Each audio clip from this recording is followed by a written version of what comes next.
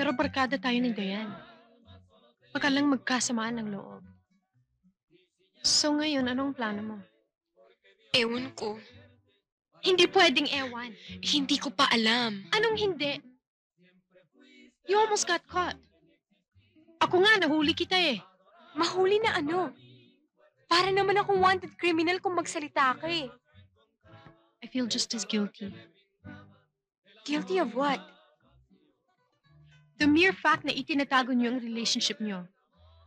At natatakot kang sabihin kay Dayan. It just means na alam mong hindi tama ang ginagawa mo. Diba? Louie, ayoko na. Hindi ko na kayang ituloy ang relationship natin. Hindi mo na, ano? Nakikilty na ako kay Dayan. Diba sabi sa Golden Rule, do not do unto others what you do not want others to do unto you. Pero Georgie, wala naman tayong kasalanan na. Ano ka ba? Niligawan ko si Dayan. Ginawa kita tulay, hindi niya ako nagustuhan. Pero in the process, na-discover natin ang isa't isa. We didn't plan it, we just fell in love. Hindi ko kayang saktan si Dayan. Ako, okay lang saktan mo ko. Georgie, ayaw mo bang ipaglaban ako? Kahit sa sarili mo? Ewan ko, naguguluhan ako. Kaya ako nililinaw sa'yo. Georgie, mahal kita. Mahal mo rin ba ako?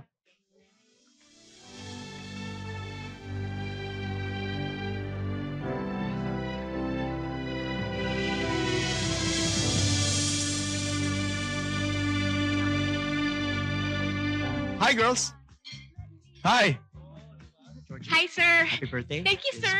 for you. Sir, tabihan niyo si Dayan. Alam niyo, miss na miss ka na niya. Actually, I'm there with Mia. Would you like to come and join us later? Enjoy na enjoy siyang kausap ka dati. Yes, sir. Later, sir. Okay. Girls, Okay. Georgie, happy birthday Thank you, again. sir. Diane, See you, sir. Join us later. Join us later. So great. Of course not. Kay Louie pa rin ako. Angie na si Louie. I know, Dayan. Hi, Louie.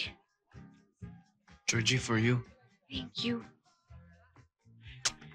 Louie, I have a surprise for you. Wala akong kadate ngayon kasi alam ko darating ka eh. Dayan, excuse ha. Sandali lang. Georgie, sayaw tayo. Mamaya na lang. Sige na. Iwan mo muna sa kanya. Excuse.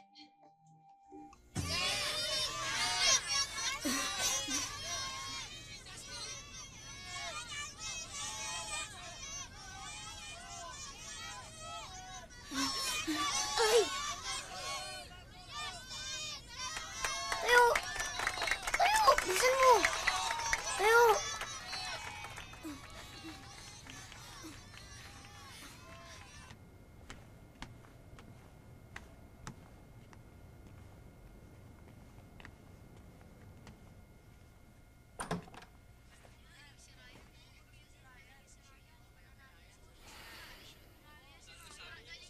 Halika, labas tayo.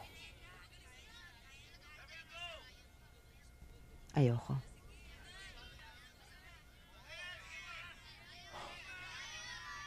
Hanggang kailan mo ba tutorturin ang sarili mo?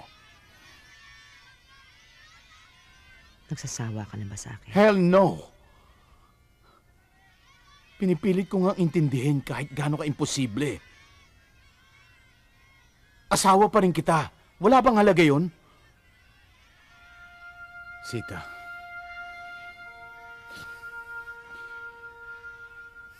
Tulungan mo ako. Pakiramdam ko nag-iisa na lang ako. Nasasagad na rin ako.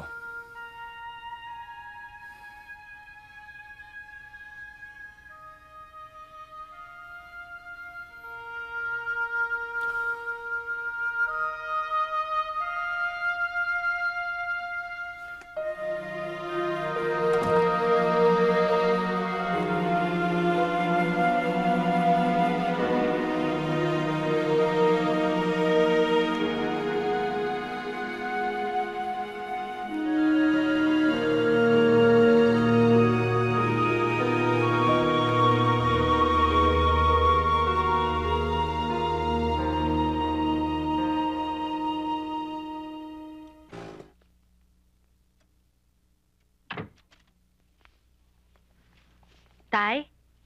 Tay, Mhm. ba't dyan ho kayo natulog? Tinatapos ko lang itong komposisyon ko, anak eh. Tsaka talagang hinintay kita dahil hihingi sana akong pambili ng gamot eh. Nagsasakit kasi ito ulo ko. Ayoko namang istorbohin ka bukas pagtulog mo.